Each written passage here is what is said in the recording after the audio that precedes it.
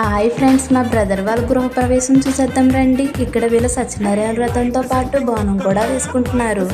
మా ఫ్యామిలీలో కొంతమంది మాత్రమే ఈ బోనం అనేది వేసుకుంటారు. ఇంట్లో ఏ శుభకార్యం జరిగిన పూజ అయితే కంప్లీట్ అయిపోయింది.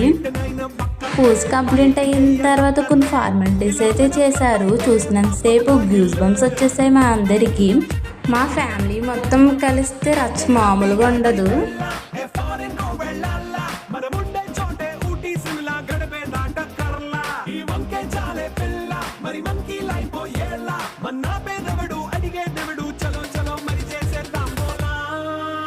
It's a family party. It's a family party.